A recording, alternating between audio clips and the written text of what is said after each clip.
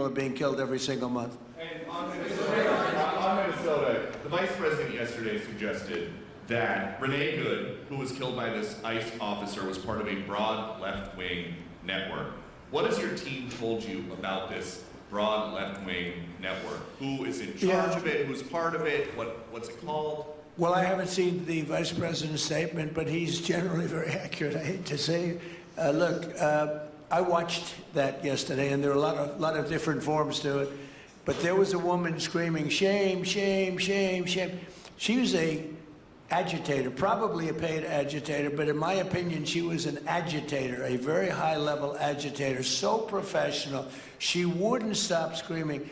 I said, this isn't a normal situation. This is a professional troublemaker, because you heard it and I had it. Now, I will say this, the news sort of turned her down, turned her off, because you're trying to watch. She was so loud and so crazy and just not normal. When somebody sees something like that, they don't go screaming and screaming and the same words. So, I guess you could say professional, but I didn't think she did a very good job.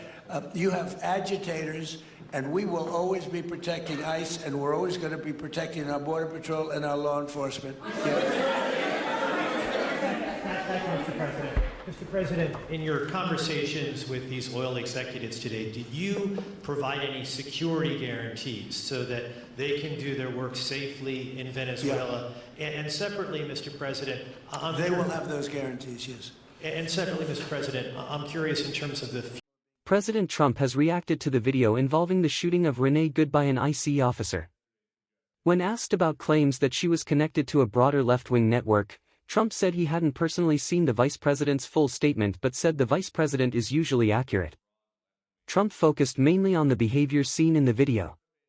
He pointed out a woman repeatedly shouting, "Shame," describing her as a professional agitator, possibly even paid, saying her actions didn't look like a normal emotional response but organized disruption. He made it clear that, in his view, these kinds of incidents often involve agitators trying to stir chaos rather than spontaneous reactions. Trump also criticized the media for lowering the audio so viewers couldn't fully hear what was happening.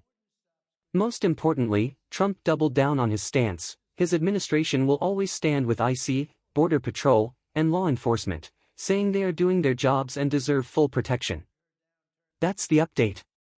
This is 45th Perspective. Stay informed, stay sharp, and I'll see you in the next one.